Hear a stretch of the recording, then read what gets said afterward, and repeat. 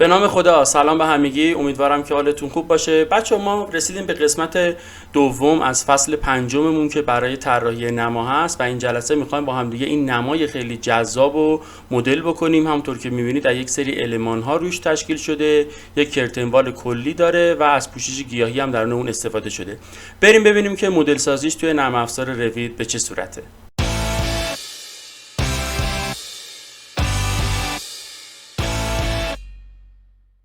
نرم افزار رویتمون رو پاک میکنیم. اولین کاری که میکنم یو ان رو میزنم و قسمت لنس رو تنظیم میکنم روی متر، 2 رقم اعشار و نماد حرف ام.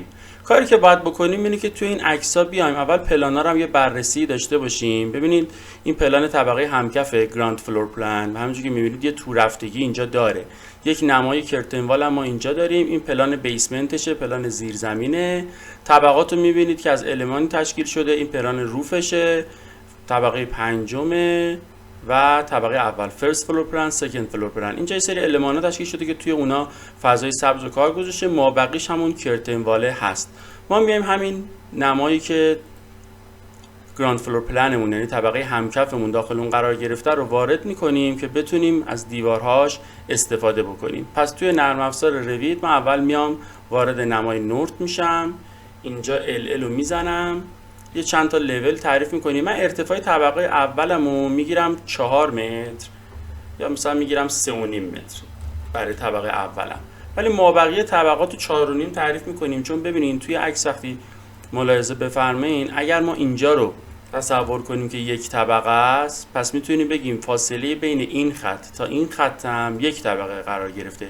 پس اینجا طبقه همکف ماست، یعنی پله ها بیایم بالا، اینجا میشه طبقه همکفمون. میشه طبقه اول، میبینید که ارتفاع خیلی زیادی هم داره. اینجا میشه دوم، سوم، یعنی اینجا بگیم همکف اول، دوم، سوم، چهارم، پنجم، ششم، هفتم، هشتم و نهم که اینجا میشه 9 طبقه است. ولی خب ما بخوایم 9 تا 3 متر بگیریم 27 متر خیلی زیاد میشه. ما تعداد طبقاتش کمتر میگیریم که بتونیم اینو کار بکنیم. من فقط اومدم طبقه اول رو 3.5 گرفتم.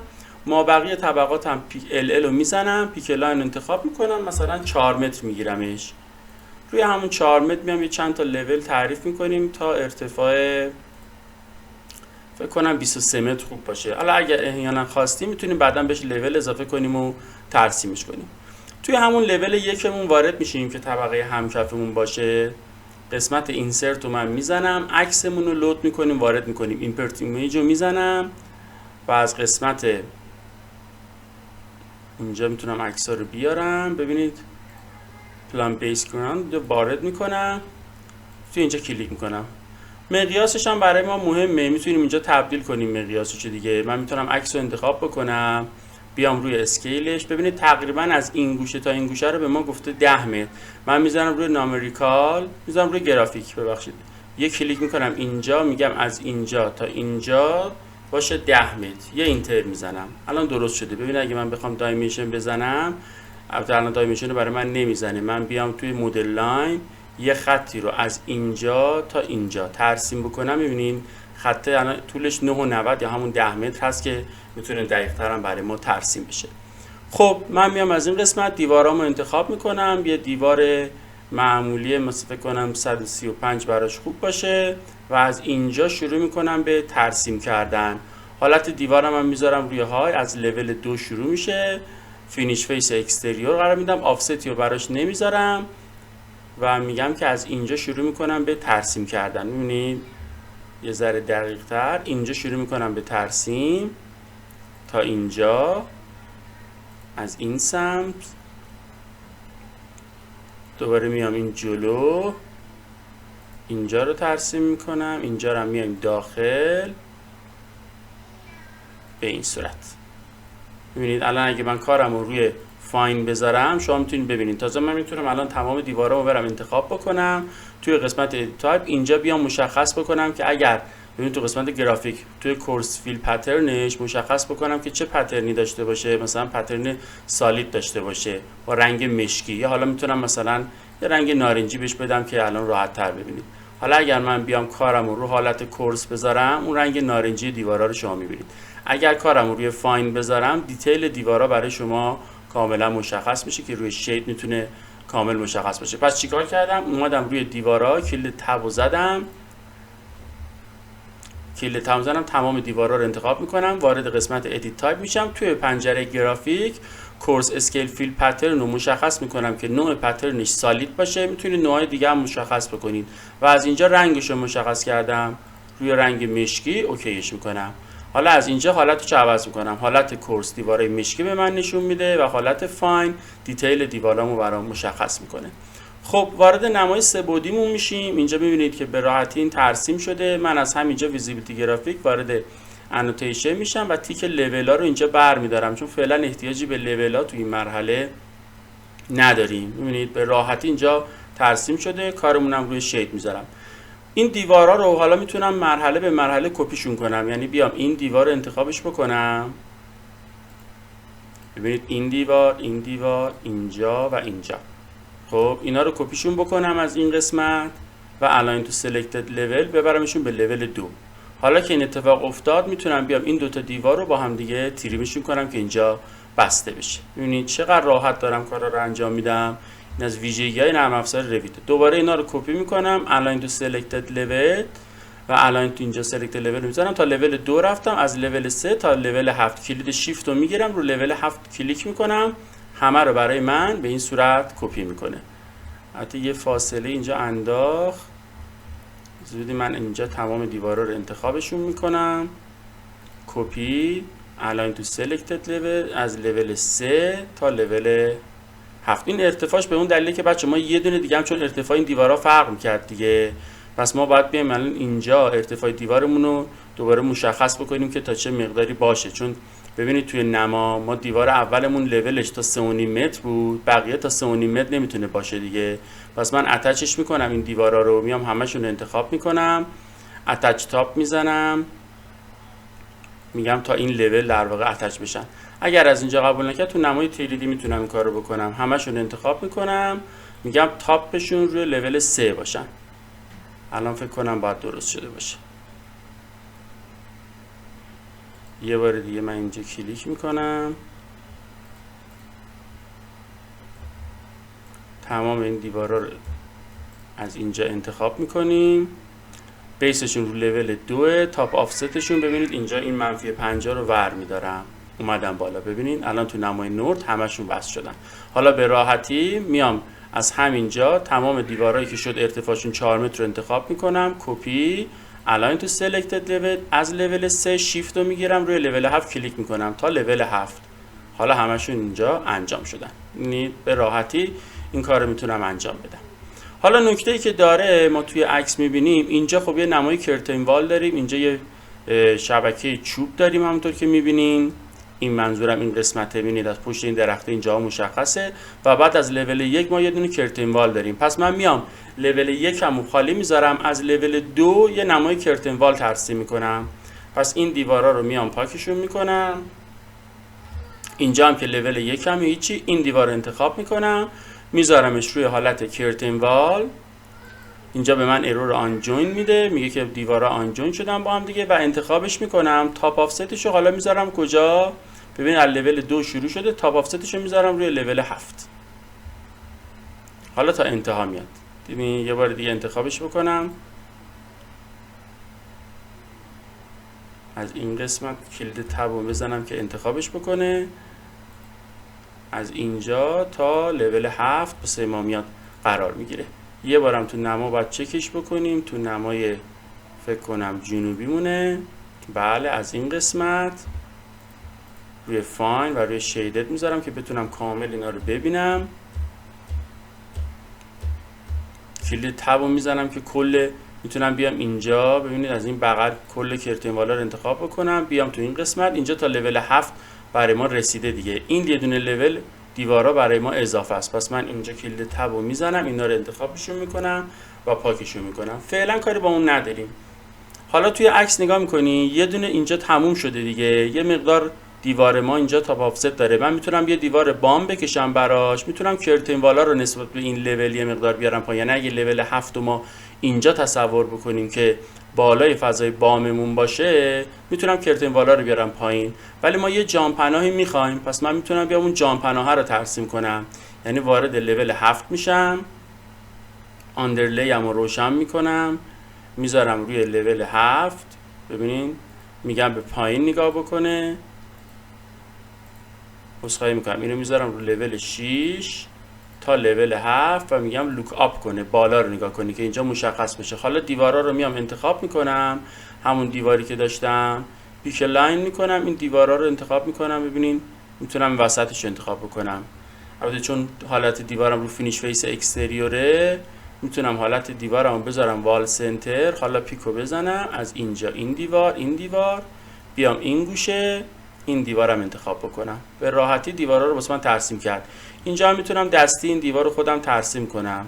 بذارم رو فینیش فیس اکستریور بزنم، یه اسپیس میذارم که دیوار رو واسه من بندازه بیرون و از اینجا ترسیمش میکنم.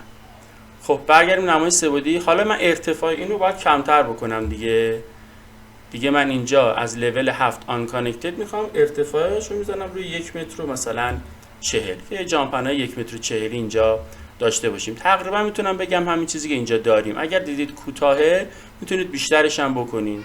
تابو میزنم انتخابش میکنم، مثلا میذارمش روی 2 متر. 2 متر فکر کنم براش خوب باشه. حالا این لبه های کار رو ببینید. الان تعداد کرتن وال هایی که ما داریم 14 تاست که اینو تو تنظیمات کرتن والمون انجام میدیم. یعنی شیشه ها از این شیشه تا این شیشه که داریم 14 تاست. یه مقدار باید این لبه ها رو فاصله بدیم دیگه. چقدر فاصله بدیم؟ به اندازه عرض یک سنگ فاصله میدیم، یعنی همون 40 سانت. من برمیگردم توی نرم افزار، میام به لول 1. اینجا ترسیم کردیم دیگه. عکسو کاری ندارم، میتونم پاکش کنم عکسو که اینجا دیتیل‌ها رو کامل داشته باشم. یا میتونم بیام توی کرتن والم، اینجا کرتن والم رو انتخاب بکنم. میبینین الان میتونم کاملا اینجا تنظیمش بکنم. از قسمت لول 2 که ترسیم شده یه مقدار اینجا ضخامت خطارم خاموش بکنم، انتخابش میکنم، یه مقدار اینو میارمش داخل. خب ببینید این فاصله رو به من داد خودش. میگه از روی این دیوار چقدر باشه. با توجه به ضخامتی که این دیوار داره من دیوارم رو انتخاب میکنم، وارد ادیت تایپ میشم، تو قسمت استراکچر میبینم که توتال تیکنسش 13 یعنی ضخامت دیوار ما 13. من یه 3 سانت از این کم بکنم که ضخامت دیوار ما، اینو مثلا بذارم روی 100، اینم بذارم روی 100. الان ضخامت دیوار ما شد 12، اینم میذارم روی 600. 12 براش خوبه، میتونم تا 15 هم ببرمش. ببینیم مثلا اینا رو من همه عدداشو روند بکنم، چون الان شد 11. اینم 900، اینم انتخاب میکنم، اینم میذارم روی 100 که بتونم ضخامت استراکچر وسطم رو یه 5 سانت بیشتر بکنم. الان روی 6 دهمه، من میذارمش روی 1 دهم. ببینیم الان ضخامت دیوار ما چقدر شد، 14 و 95 شد. یه 5 سانت باید به یک کدوم از اینا مثلا از اینا کم بکنم. اینا میذارم روی 900 یا اینو میتونم بذارم روی 21 که 14 رو به ما بده. البته این روی اینو میذارمش روی این مقدار که 15 رو داد. ببینید توتال تیکنس ما شد 15 سانت. خب من چقدر میخواستم فاصله بدم؟ گفتم به اندازه عرض یک سنگ ما باید اینجا رو فاصله بدیم. درسته؟ عرض یک سنگ چقدره؟ 40 برای ما. خب من از اینجا تا اینجا 15 تاشو دارم دیگه. پس اگر بیام 40 منهای 15 بکنم چقدر برای من میمونه؟ 25 تا. پس اینجا رو وارد میکنم 25. یعنی الان فاصله واسه من درست شده. این سمت هم همینطور کرتن والم رو انتخاب میکنم، یه مقدار میکشم عقب، اندازه اینجا رو میزنم 25 دهم میزنم که 25 متر همون در واقع برای من کار انجام میده. حالا میتونم که بیام ببینید الان تو نمای سه‌بعدی ما این بغلا خالیه دیگه، بعدا اینا رو با دیوار پرش بکنیم، یا میتونم همین دیوار رو براش ادامه بدم. وارد لول 2 میشم، دیوارم رو اینجا انتخاب میکنم، مثلا میگم از این دیوار به اینجا برای من یه دونه دیوار ترسیم بکنه. میبینید از این کرتن وال به اینجا برای من یه دیوار ترسیم بکنه. این با لبه کرتن وال ما یکی شده. خب یه مقدارم اینو میبرم داخل تر. البته الان با دیوارا جابجا میشه، یه کنترل زد بزنه. این خط باریکی که میبینیم بچه خط آندرلی منه ها، میتونم اینجا آندرلیمو نام کنم، اون خط از بین میره. من کرتن والمو انتخاب میکنم، ببینم میتونم از اینجا جابجاش بکنم، اینجا قرارش بدم. ندی با خود دیوارا عمل میکنه. میتونم 2 تا دیوار رو پاک بکنم ولی مهمم نیست. اینجا برای اینکه پله نداشته باشه میتونم دیوارامو ببینم بتونم جابجا بکنم. بله دیوارا رو جابجا میکنم میارم این قسمت که حالت پله‌ای نداشته باشه دیگه، با کرتن وال ما تو یک راستا باشه. این سمتم همینطور این دیوار کوچیک رو انتخاب میکنم، کلید موو رو میزنم، از این گوشه میندازمش این لبه کرتن وال. خب برمیگردیم تو نمای 3 بعدیمون. فقط کافیه که اینو با اینو انتخابش بکنم و بیام از اینجا بذارمشون تا لول 7. میبینین دیگه رسیدم به اون مقدار. اینجا فکر کنم فقط اندازش بیشتر از اون بره. یه بار دیگه اندازه‌اشو با هم دیگه چک میکنیم. ببینید اگر من از اینجا الان یه دونه دایمنشن بزنم تا اینجا، کلید تب و اینجا بزنم که این خط رو بهم بده تا پشت این دیوار. اینجا الان 40 رو من دارم، این سمت فکر کنم کمتره بچه ها. اینجا کلید تب رو میزنم تا این انتها، ببینید اینجا 32. پس من میتونم اینو دوباره کرتن والم رو انتخابش بکنم، یه مقدار بیارمش عقب‌تر که این اندازه رو به 40 سانت برسونم. 38. میتونم یه دایمنشن بزنم، دایمنشن رو بچه ها تغییرش بدم. ببینین این دوتا رو میزنم میارم دایمنشنم رو بیرون. حالا دایمنشن رو انتخاب میکنم بیارمش پایین برای شما که راحت تر ببینیدش. ببینین الان قفله، میتونم اینجا قفلش رو باز کنم، این 38 رو بزنم اینجا اندازش رو عوض بکنم که تغییر بکنه. اینم شد 40. ببینین خیلی خوب. الان دو طرف ما دیگه با هم دیگه برابرن. حالا میخوایم تنظیمات کرتن والمون رو انجام بدیم. گفتیم روی عکس شمردیم از این شیشه تا این شیشه بدون ابتدا و انتها 14 تا قرار گرفته. پس من باید 14 تا شیشه داشته باشم. کرتن وال رو انتخاب میکنم، ادیت تایپ، اینا رو روی فیکس نامبر قرار میدم، اوکی میکنیم. حالا میام اینجا تعداد ورتیکال و عمودی رو میزنم 14 تا. این 14 تا حالا من اینجا عمودی دارم. تعداد افقیامو چقدر میزنم؟ 8 تا. این هم میتونم بذارم مثلا روی 6 تا که پنجره‌های بزرگتری به ما نشون بده. میتونن مطابق این، البته اینجا مشخص نکرده ولی بشماریم 1 2 تا 3 تا 4 تا 5 تا. من زوم کنم ببینید این خطا رو دارم میشمارم. 1 2 3 4 5 6 7 8. همون 8 تا میتونه براش خوب باشه. اگه نخواستی میتونیم بزرگتر هم بگیریم. منم همون 8 میذارم باشه که مطابق نمامون باشه.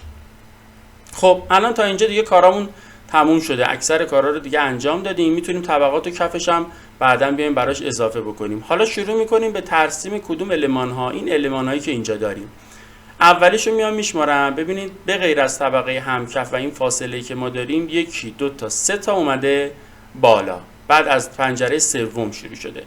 پس من باید ست کنم کارمو دیگه. من وارد نمای فرونت میشم، طبقه همکفمو که میگم هیچی، یه فاصله از طبقه همکفم داشتم، اینو میندازم این فاصله. ببینین ارتفاع طبقه همکفم من خیلی بیشتر گرفتم. این چوبی که میخوام اینجا طراحی بکنم باهاش همزمان گرفتم، یعنی من 3.5 از این کف تصور کردم تا بالای این چوبا. پس اگه بخوام بعدن این چوبا رو ترسیم بکنم باید رو به پایین باشه، بعد از اینجا به سمت پایین طراحیش میکنم. پس اولین شیشه ما میشه اینجا که در واقع این شیشه است. گفتیم 3 تا میایم بالا. من وارد نمای فرانت میشم، 1 2 تا 3 تا میام بالا و شروع میکنم اینجا از بالای سومیه به ترسیم کردن. باید چیکار کنم؟ وارد قسمت کامپوننت بشم، مدل این پلیس، چون یک حجم عمومی رو میخوایم بسازیم جنریک مدل رو انتخاب میکنم. خب الان ممکنه اینجا تو اکستروژن به من اجازه ترسیم نده. چرا؟ چون من صفحه‌مو ست نکردم. خیلی راحت. کجا باید ست کنیم بچه‌ها؟ روی این کرتن والا. من ست رو میزنم، پیک پلین انتخاب میکنم، روی نمای این کرتن وال رو انتخاب میکنم. میبینین اینو من بذارم رو حالت فاین، دوباره پیک پلین رو میزنم، این نمای رو به رو. حالا فرقی نمیکنه این نما رو انتخاب کنم، اینو انتخابش میکنم. حالا میتونم وارد نمای فرونت بشم. 1 2 3 بالای سومین پنجره بود، درسته؟ از این بالا شروع میشه. خب حالا منتها من از روبرو که نمیتونم کار بکنم. من از اینجا میتونم الان مستطیل رو بکشم، اما مستطیل ما یه حالت این شکلی داره. پس من بهتره بیام اینو از مقطع ترسیمش بکنم. پس میام چیکار میکنم؟ دوباره صفحه کاری ما عوض میکنم. میخواستم بهتون بگم چقدر نکته صفحه کاری مهمه. صفحه کاری رو ست میکنم این بار کجا؟ روی نمای بغل کرتن وال. ببینین میتونیم اینجا روی این نمای بغلش وارد بشم. اینجا کلید تب رو بزنم که اون نمای بغل انتخاب بکنه. روی این نما وارد میشم، رو نمای لفت حالتم رو روی هیدن لاین قرار میدم یا حتی روی وایر فریم که بتونم از اینجا تعداد شیشه ها رو ببینم، اولی، دومی، سومی. از اینجا شروع میکنم به ترسیم کردن. یه مقدار میام بیرون، هولوش 10 سانت، به این صورت میایم بالا. میتونه این زاویه کمتر باشه و میارمش اینجا. فعلا اینجا رهاش میکنم تا چند تا پنجره اومده بالا. دوباره برمیگردیم تو تصویرمون میشماریم. پس ما گفتیم 1 2 3 از بالای پنجره سوم شروع شده، 1 2 3 تا بالای پنجره سومی. یعنی من اینو بگیرم اولین پنجره، دومین پنجره، سومین پنجره، اینجا تموم شده.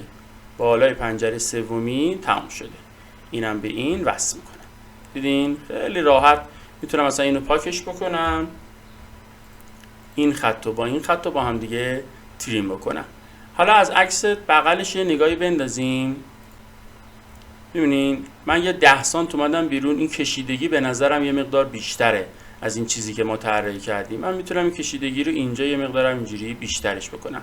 دوباره این دوتا رو با هم دیگه تریم بکنم. به نظرم الان خوبه. حتی اگه خواستین این 10 سانت رو مثلا میتونین روی 20 سانت هم بذارین. حالا من انتخابش هم میکنم، از اینجا میارمش بیرونتر، این لبه قرارش میدم. خب من طراحیم تموم شده، فقط کافیه این خط آخر رو به این خط ابتداش وصل بکنم و فینیش. اوکی میکنم. فعلا از فضای کامپوننت هم بیرون نمیام. خب برمیگردم تو فضای سه بعدی، تو نمای فرانت. حالت کارم رو روی شید قرار میدم. شیدی رو که طراحی کردم انتخابش میکنم. خب به اندازه عرض یک پنجره بود، درسته؟ برگردیم اینجا ببینین به اندازه دقیقاً عرض یک پنجره است که فاصله دارم با هم دیگه. پس من میام اینو میچسبونم از اینجا به این سمت، از اینجا هم زوم میکنم میچسبونمش به این سمت. ببینید کار اصلی ما بچه اینجا دیگه در واقع تموم شده. ما الان اینو طراحیش کردیم، میبینید خیلی راحت اومده توی کار ما نشسته. میتونید ببینینش. باز اگه خواستین میتونید انتخابش کنین، وارد اکستروژن بشین و ادیتاتون رو اینجا انجام بدین. گفتم فعلا هم من فینیش مدل نمیکنم. چرا؟ دیگه بقیه‌اش طراحی‌های خیلی ساده‌ای که تو جلساتش با هم دیگه کار کردیم. حالا میخوام اینو کپی کنم. چون ما صفحه کاریمون رو روی نمای بغل ست کرده بودیم، الان اینجا اجازه کپی به من نمیده. پس من میام دوباره تو قسمت کرییت ست رو میزنم، پیک پلین میکنم روی صفحه خودش. دیگه احتیاجی نیست این کرتن والا که خیلی ریزن انتخاب کنیم. روی صفحه خودش انتخاب میکنم. حالا میام خودش رو انتخاب میکنم و کپی از این بغل میگیرم، یه دونه قرار میدم اینجا. این حالت کانستریت رو بر میدارم که بتونم توی این مسیر کپیش کنم. یه دونه اینجا و یه دونه اینجا. ببینین خیلی راحت. حالا اگر اینا دیدین فاصله داره میتونین انتخابش بکنین و از اینجا به بغلای کارتون اینو بچسبونیدش. خب الان ببینید به راحتی اون چیزی که من میخواستم طراحی کردم. حالا میتونم انتخابشون بکنم و از این قسمت متریالم بهشون متریال بدم. همین اول بهشون میدم. اینجا نیو پارامتر رو میزنم. البته پارامترش کلیک کردم. روی متریالش من اینجا کلیک میکنم. این متریال رویت 2023 بچا نماهای آجوری فوق العاده خوبی آورده. چون کارم اگر دقت کنید اینجا یه چیز تقریبا تو مایه های آجوره. میبینید من زوم بکنم قشنگ کار آجوریه، کشیده است. میبینید عین همین رو انتخابش میکنیم. کرییت رو میزنم اینجا، رینیم اسمشو میذارم بریک.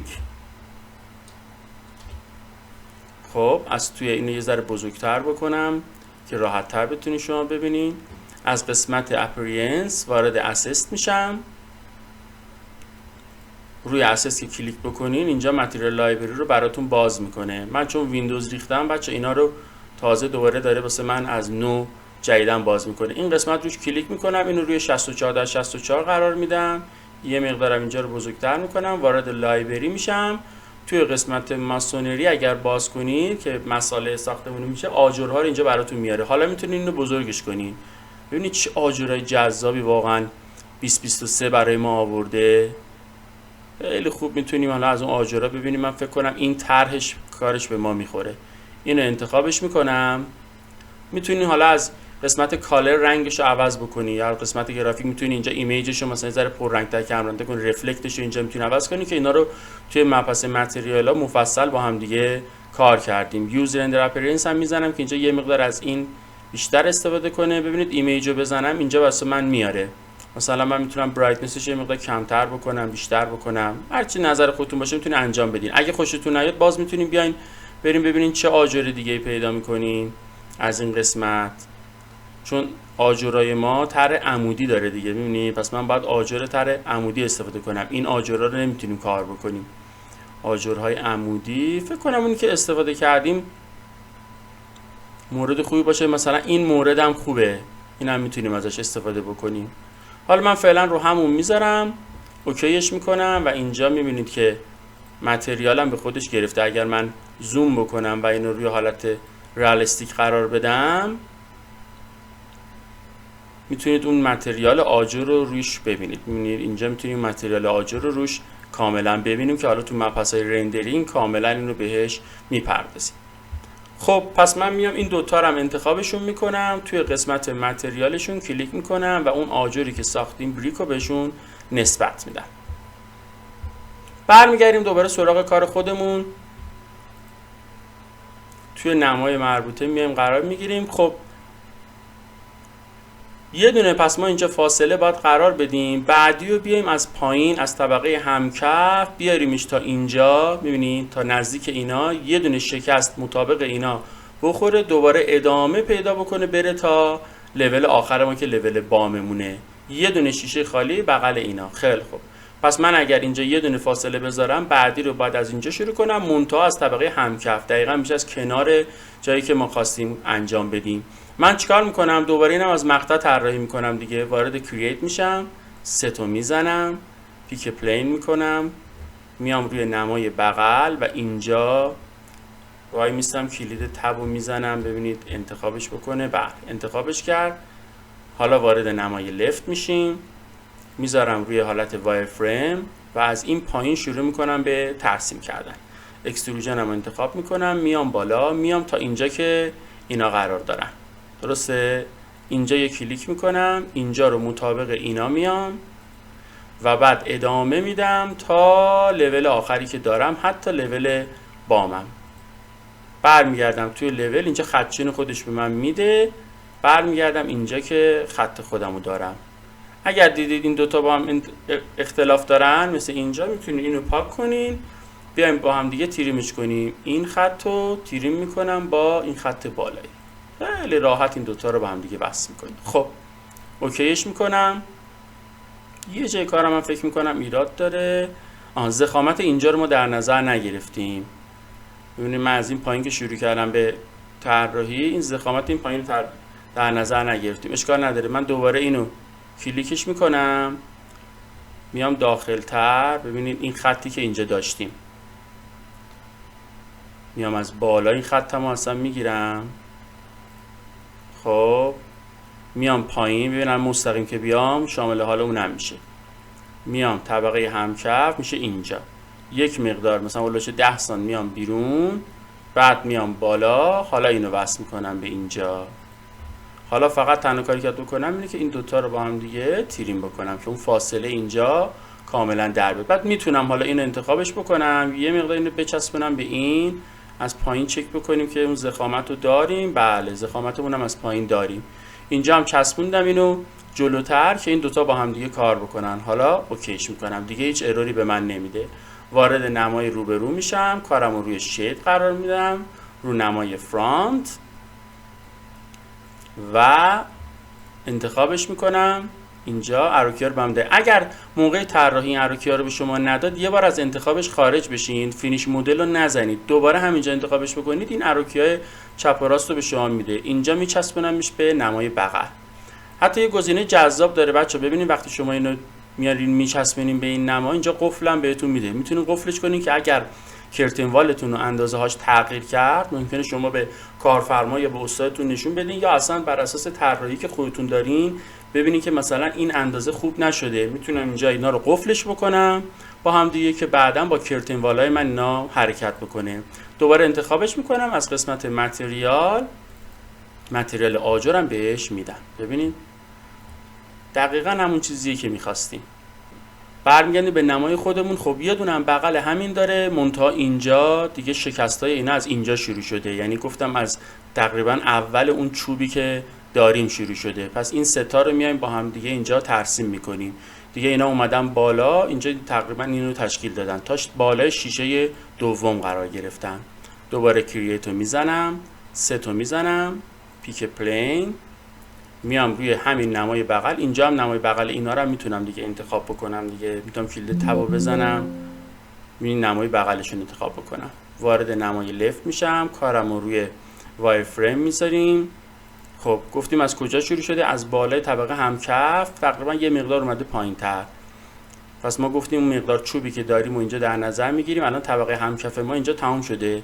من از اینجا اون چوبی رو که دارم در نظر میگیرم، مثلا هولوش 1 متر فکر کنم کافی باشه. میام بیرون، یعنی میام روی این نما، ضخامتش اینجا در نظر گرفتم. تا کجا حرکت کرده بچه‌ها؟ اینا همونجا یه دونه شکست، یعنی وقتی این 1 متر رو من از اینجا شروع کردم، 1 متر اومدم پایین، حالا اینجاست. اینجا اون شکستشون رو میدم و بعد میام تا بالای پنجره دوم.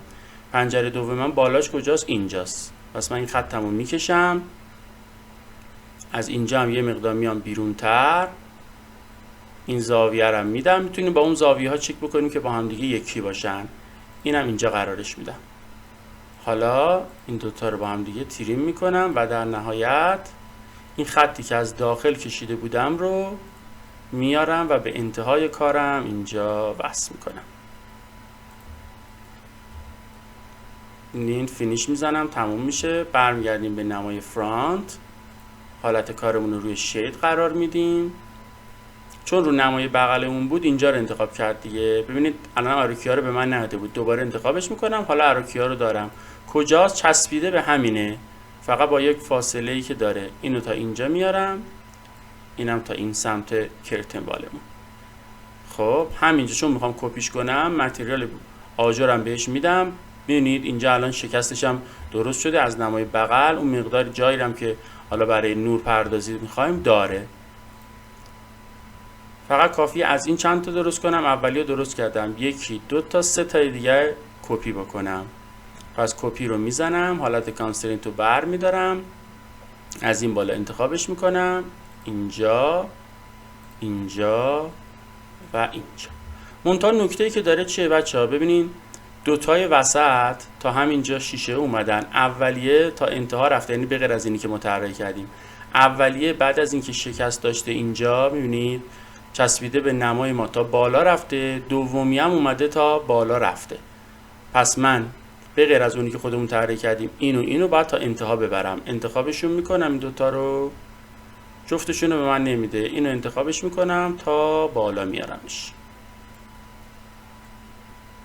تا اینجا. اینم به همین صورت انتخابش میکنم تا انتها میارمش.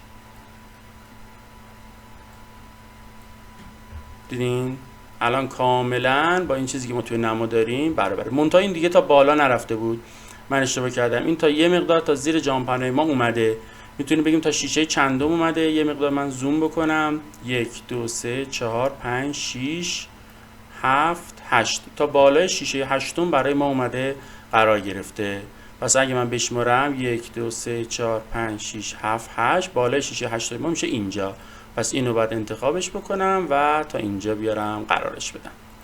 حالا کنار همین دوباره 3 تا دیگه میاد قرار میگیره. میتونم از همین بردارم کپی بکنم، انتخابش میکنم، کپیش میکنم، این از این گوشه به اینجا. ببینید دوباره بعد اینجا، بعد اینجا. منتها چک میکنم که اینا اندازه هاشون یکی باشن دیگه. اینا چند تا پنجره رو اومده پایین؟ 1 2 تا 3 تا پنجره رو اومده پایین. 1 2 تا 3 تا. اینجا کاملا الان اندازه هاش درسته. دیدین یه دونه رو که شما طراحی کنین، بقیه رو بسته به نماتون میتونین طراحی کنین. 3 تا هم اینجا داریم، چون پشت درخته ما میتونیم بگیم اینا تقریبا از 1 2 3 چهارمین شیشه ما شروع شدن. میتونم بگم چون دیگه اینجاها میبینید معلوم نیستش، اما اطلاع دقیقی هم ازش نداریم، میتونم بگم تا بالای اینا اومده. پس اون ستای آخر یعنی همین رو انتخابش بکنم، کپیش بکنم از بالای شیشه چهارم ما 1 2 3 4 یعنی از اینجا شروع شدن تا همون پایین رفتن. منتها حالا باید اینجا اینا ادیت بشن. من برمیگردم توی نمای لفت، اول انتخابش میکنم، حالا وارد نمای لفت میشم، کارم رو روی وای فریم میذارم و اینجا ادیت اکستروژن انتخابش میکنم، همینو انتخاب میکنم و میذارمش کجا بچه‌ها؟ میذارم پایین این پنجره. دیدین خود اون خطا رو هم باش کشیده. حالا فینیش رو میزنم، برمیگردیم به نمای فرانت، حالت کارمونم روی شیدد قرار میدیم. اینا دیگه تا این پایین اومده و به راحتی میتونم انتخابش بکنم، اینو منتها تا این بالا بیارمش بچسبه. حالا انتخابش میکنم، کپی، حالت کانسترینت هم خاموش باشه، از این گوشه به اینجا و به اینجا. این چون یه مقدار بزرگتره میتونم اینم یه بار اینجا بیارمش که با کرتن والای ما توی کنسل بشه. خب میبینین نمای ما کاملا طراحی شد. حالا میتونم فینیش مدلمو بیام بیرون، نه میتونم یه کار دیگه بکنم برای طراحی چوبای این بالا. میبینین یه حالت بامبو مانندی دارن که خود اون بامبوها اومدن، یعنی اون حالت چوبی، حالت بامبویی که داره روی کرتن والا هم کار کردن. خب پس من میتونم چیکار کنم؟ حتی بیام اینجا کرتن والم هم انتخاب بکنم بعد از اینکه فینیش مدل کردم و متریالی رو بهش بدم که حالت بامبو یا حالت چوبی داشته باشه که بهتون میگم به چه صورته. اینجا کارهای زیادی میتونیم بکنیم.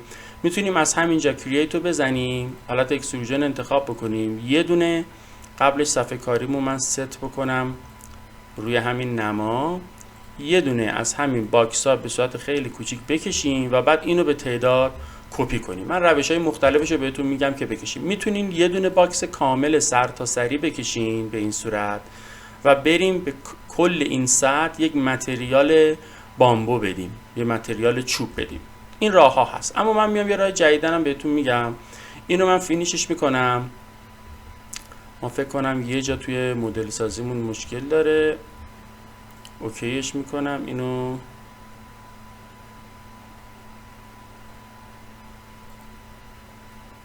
وارد نمای فرانت میشیم، ببینم فکر کنم یه چیزی رو کشیدم اینجا مونده. الان یه چک من بکنم ببینم که کجا هست. خب یه خط رو من این گوشه کشیده بودم، اونو پاکش کردم. حالا اینجا من میام فینیش مدلم هم میکنم، پروژم هم سیو میکنم روی دسکتاپ به اسم فسی نما. آپشن رو میزنم که یه دونه ازش بکاپ بیشتر نخوام و اینو سیوش میکنم. کفای طبقات هم که بچه کاری نداره دیگه. ببینید وارد لول 2 میشین، خیلی راحت یه دونه براتون بکشم که بدونیم به چه صورته. اینجا فلو رو انتخاب میکنم برای اینکه توی نماهای ما نزنه بیرون. از اینجا میکشم فلورمو به اینجا. البته اینجا باید دیگه روی دیوارا بره، من فقط میخوام که روی نمای ما نیاد. اینجا باید پشت نمامون باشه، بقیه رو میتونیم اون کارو بکنیم که بره. فعلا حالا من یه دونه میکشم، اتچش میکنم با بقیه اوکی بشه. حالا میام تو نمای 3 بعدی، ببینین حالتش حالت انتخابش میکنم. الان تو سلکتد لول خودش که رو لول 2 بود، پس از لول 3 تا لول 7 اوکی. ببینید طبقات هم واسه ما ترسیم شد. حالا اون جامپنای هم که ترسیم کرده بودیم که الان میخوایم چوبشو بکشیم دیگه کفش هم افتاده، خیلی راحت اینجا مشخصه. برای جامپنای میتونیم چیکار بکنیم بچه‌ها؟ میتونیم بیایم خیلی راحت از کرتن وال استفاده بکنیم. من این دیوار انتخابش میکنم، حالتشو میذارم روی حالت کرتن وال. میبینین میام یه دونه داپلیکیت ازش میگیرم، چون نسبت به اون میخوایم فرق بکنه. روی فیکس نامبر قرار گرفته و فیکس نامبرهای عمودیمو میذارم روی 20 تا، افقی ها رو میذارم روی 2 تا. ببینید حالا این افقی رو میتونم مثلا ببینم میتونم روی 0 بذارم، فکر نمی‌کنم، نه یه دونه رو حتما باید داشته باشه. اینو میذارم روی 1، اینو میذارم روی 80 تا. ببینید اون صفحه چوبی به راحتی اینجا واسه ما ترسیم شد. پس حتما احتیاجی نیست که من برم بخوام کار بکنم. حالا میتونم از این قسمت فامیلیز نکته‌ای که گفتم، من اگه اینجا اینو انتخابش بکنم، اینجا گزینه متریال به من نمیده. وارد ادیت تایپ بشم، اینجا هم میبینید گزینه متریال من ندارم. خب میتونم از اینجا متریالشو بیام عوض بکنم ولی شما میتونید خیلی راحت تر بیاین از قسمت فامیلی توی اینجا کرتن پنل کرتن سیستم رو باز کنید، کرتن پنل این مولیون رو انتخابش بکنید و از اینجا تغییر متریال بدیم براش. حالا برای متریالش اگر من بیام اینجا کل کرتن والم رو انتخاب بکنم، اینجا که اصلا گزینه متریالی ندارم، وارد ادیت تایپ بشم میبینید اینجا هم ما گزینه متریالی نداریم. فانکشنش اینا به صورت عمل کردشه توی فیکس نامبر هم که تعدادش رو مشخص میکردیم. پس باید بیام چیکار کنم؟ باید بیام یه دونه از اینا رو تکش رو انتخاب بکنم، وارد ادیت تایپ بشم، اینجا گزینه متریال رو دارم. میتونم حالا بیام یه دونه متریال چوب رو انتخاب بکنم، اینجا رینیم میزنم، میدم وود و بعد وارد قسمت اسست میشم. توی قسمت لایبرری روی وود ها کلیک میکنم. فکر کنم همون اولیه خیلی رنگش هم مناسبه، همین اولی رو بهش نسبت میدم. توی قسمت گرافیک هم یوز رندر اپیرنس رو میزنید که از همین رنگ استفاده کنه برای کارتون. حالا اوکیش میکنم. ببینید من چون فقط داپلیکیت نگرفته بودم دیگه تمام اینا به این صورت شد. یه کنترل زد من بزنم برگردم دوباره تک اینو انتخاب میکنم، ادیت تایپ. اینجا توی قسمت متریال باید فکر کنم، البته من یه متریال جدید ساختم، یه بار دیگه امتحان میکنیم ببینم وودو اینجا دارم، نه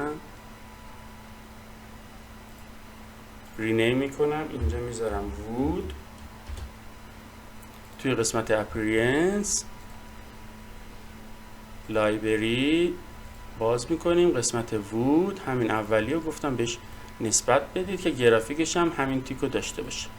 اینجا ببینید داپلیکیتش برای ما خاموشه. من فکر کنم از توی فامیلی ها باید بچه بریم به این متریالش رو نسبت بدیم، چون من موقع ساخت خودش یه دونه رندر ازش گرفتم. این الان اپلای کنم باز فکر کنم بعد اینا دوباره همه با هم دیگه متریال میگیره. میتونید بیاین اینجا کرتن والتون انتخاب بکنین. یه راه جدید دارم بهتون بگم. ما البته اینو من انتخابش بکنم توی قسمت ادیت تایپ، این کرتن وال اینجا اینو اگر انتخابش بکنم توی قسمت ادیت تایپ استون فرونت 2 من از این داپلیکیت رو گرفتم ولی متریالاشون الان تقریبا این هم میده دیگه. میتونید بیاین تو قسمت ببینید انتخابش بکنم، بیاین تو قسمت فامیلی، تو قسمت کرتن سیستم، اینجا کرتن سیستم رو باز کنید. از اینجا میتونید که تغییر بدین متریالی رو که میخواین و یه متریال چوب هم بهش بدیم. برای این قسمت پایین هم به همین صورت باز من میتونم از اینجا بیام یه دونه کرتن یه دونه دیوار اینجا انتخاب بکنم از نوع کرتن وال توی نمای روبرو. حالا میتونم صفحه کاریمو ست بکنم، ببینید روی نمای روبروی همینجا و شروع کنم اون کرتن پنلمو ترسیم کردن، کرتن والمو ترسیم کردن.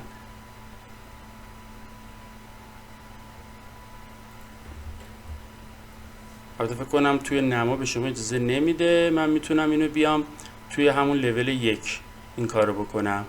والمو از اینجا انتخاب میکنم، حالتشو میذارم روی استون فرونت 2 که عین همون حالت همونجا باشه و از اینجا ترسیمش میکنم تا اینجا. حالا باید بریم توی نمای 3 بعدی اینو فقط تنظیمش بکنیم. انتخابش میکنم، میگم از لول 1 به صورت آن کانکتد 8 متر نمیخوام باشه، میخوام 2 متر باشه. ببینید این کوچیک شد. حالا یه تاپ آفست و بیس آفست هم بهش میدم، مثلا بیس آفستش 1 متر باشه، میاد بالاتر میتونم بذارم روی 1.5 بیاد قشنگ بچسبه به اونجا. ارتفاعش هم به جای 2 متر میذارم روی 1.5. باز اونم پس باید ببرم بالاتر، میاد اینجا قرار میگیره. اینا رو میگذاشتیم روی 80 تا، اینم گذاشتیم روی 1. چند لحظه وایسین ببینید اینجا اون چوبا رو هم باز انجام میده. باز میتونید اینجا متریالش هم عوض کنید. فقط یه نکته دیگه آخر سر که واسه ما میمونه، اینجا اومده یک سری گل هم برای ما قرار داده. خب برای اینکه بتونین این گلا رو درارین، ببینید من میام اینجا دوباره وارد کامپوننت میشم، مدل این پلیس. این بار دیگه میخوام وال ترسیم بکنم دیگه، پس میام وال رو انتخاب میکنم، اوکیش میکنم، اوکی میکنم. صفحه کاریمو این بار ست میکنم کجا بچه‌ها؟ روی این قسمتی که میخوام طراحی بکنم. پس روی اینو انتخاب میکنم، دیگه اکستروژن نمیکشم، یه دونه وید اکستروژن میکشم. خب میام تو نمای تاپ، حالت کارم رو میذارم روی حالت وای فریم که اینجا البته میتونم برگردم حالت کارم رو بذارم روی همون شیدد، برگردم همینجا که کارمون رو انجام میدادیم همینجا ترسیمش بکنم. اینجا کشیدم. خب میام روی همین مثلا با یه آفست 0.2 از اینجا شروع کنم، اسپیس رو بزنم اینو بندازه داخل. ببینین از اینجا به اینجا خیلی کوچیکه، مثلا آفستش رو میذارم 500. از اینجا به اینجا ترسیم میکنم، ببینید اینجوری میشه. خب حالا اینو اوکیش بکنم. ببینین توی اونو حالا واسه من دیگه خالی میکنه. یه ذره میارمش پایین. میتونم حالا کاتم انتخاب بکنم، اینو از توی این کم بکنه. فکر کنم این قسمت پروژه دچار مشکل شده، ولی خب راه حلش همینه. شما صفحتون رو ست کنین روی همین و اینو کاملا با ورژن خالی کنین و از قسمت فرونت وارد نمای فرونت میشیم. مسینگ سایت رو انتخاب میکنیم، سایت کامپوننت میتونیم از این درختای خیلی کوچیکی که اینجا داره بیام انتخابش بکنم و مثلا توی نما اینا رو کار بذاریم. ببینید الان مثلا اون قسمت کار گذاشته، من میتونم اینجا انتخابش کنم بذارمش، اینو اینجا انتخاب میکنم. اسکیل برای ما خاموش میشه، یادتون باشه اینا با اسکیل بزرگ و کوچیک نمیشن. از اینجا باید بیام مثلا ارتفاعشو بذارین روی 0.5 متر، ببینین حالا کوچیک میشن. وارد نمای فرانت میشم، از اینجا مووش میکنم از این پایین، مثلا قرارش میدم اینجا که داشتیم، ببینید میاد اینجا قرار میگیره. حالا میتونم توی نمای تاپ هم اینو تغییرش بدم، بیارمش جلوتر، روی حالت وای فریم میذارم، انتخابش میکنم، موو میزنم و از این وسط میگیرم میذارمش به اینجا. خب حالا اگر بیایم توی نمای خودمون میبینید که اینو اینجا داریم. میتونم حالا تو نمای فرانت اینو کپیش بکنم، انتخابش میکنم، کپی میکنم از اینجا یه دونه به این قسمت، یه دونه هم تو این قسمت، که اینا با وید دوباره توی قسمت‌های مختلف اینا کپی بشه. پس اینم از راه حل نمامون. برای روش اینا هر سه تا روش ترسیمشو بهتون گفتم، فقط ویدا رو نمیدونم چرا برای من ارور داد. شما انجام بدید ببینید به چه صورته. باز اگر طرحی مد نظرتون باشه میتونید روی اینا پیاده کنین، نما رو بدین. دیواراتون هم به همین صورت میتونید تمام دیوارا رو این دو تا گوشه یارم حتی انتخاب بکنید. باز اون متریال آجر رو بهش بدیم توی قسمت ادیت تایپ، وارد ادیت که بشیم اینجا توی قسمت متریال میتونید وارد بشید و به نمای بیرونیتون، به فینیش فیستون، به این دوتا فینیش یک و فینیش دوی که اینجا داریم اون متریال آجر رو بدیم که با این طرح اصلیمون به یک صورت باشه. من اگه وارد نمای سایت هم بشم از این قسمت و بیام از اینجا یه دونه دوربین برای شما بذارم، ببینید کاملا دیگه کار ما کشیده و آماده. اینجا شما میتونید ببینید که با اون نمای اصلی که کار انجام دادیم به چه صورته، که حالا میتونید این پروژه ها رو ترسیم کنین داشته باشین که وقتی ما پس رندرینگ رو با هم کار کردیم به راحتی اینا رو وارد اون فضا بکنید و بتونید رندر بگیرید. من اینجا سایه ها رو هم روشن میکنم، ببینید سایه ها رو میتونه واسه ما بندازه و مشخص بکنه. میتونم اینجا سایه رو روی استیل بذارم، مثلا از حالت 2 یه مقدار کمترش بکنم ببینم به چه صورت میشه. بذاریم روی مثلا ساعت 9 صبح. ببینید حالتهای مختلفی رو میتونید براش انتخاب بکنید که نماهاتون رو روی کار اون ببینین. همچنین میتونیم بیایم توی نماهای جنوبی از این قسمت که نماهامون رو داریم و توی جلساتی که با هم دیگه کار کردیم کراپ ریژن رو فعال بکنید. از این قسمت اینو یه مقدار کوچیک‌ترش بکنین. لول ها رو من همشون رو انتخاب میکنم، یه مقدار میکشمشون عقب‌تر اینجا باشن و کارهایی که معمولا توی قسمت گرافیک دیسپلی با هم انجام میدادیم که شادو رو روشن میکردیم. من شادو رو اینجا روشن بکنم، شادو امبینت ها رو هم روشن بکنم، یه مقدار سایه ها رو برای شما فعال میکنه، کار قشنگ میکنه. اسکیچ لاین رو فعلا نمیخوایم، دپ کوینمون چون پشتش درخت داریم احتیاجی نیست. توی بک‌گراندش هم یه دونه گرادینت بدیم که ببینید به چه صورتی میتونید اینجا نماهاتون هم داشته باشین و اینا رو توی شیتتون ازش استفاده بکنین. فقط نکته هم که راجع به درخت‌ها گفتم یادتون باشه وقتی انتخابش میکنین گزینه اسکیل برای شما نیست، از توی قسمت ادیت تایپ بعد اینجا ارتفاعشو بیاین تغییر بدین، یا میتونین از قسمت لود اینجا وارد بشین و درختایی که توی کانال تلگراممون معمولا براتون میذارم از اونجا وردارید و گلدونا و درخت‌ها رو از اونها که کوچیک‌تر هم هستن استفاده بکنید. امیدوارم که این آموزش هم مد نظرتون قرار گرفته باشه. حتما تمریناشو انجام بدین و اگه سوالی داشتین زیر این ویدیو یا تو کانال تلگرام ما بپرسین. حتما ما و همکارامون پاسخگو هستیم. خسته نباشید. خدا نگهدار.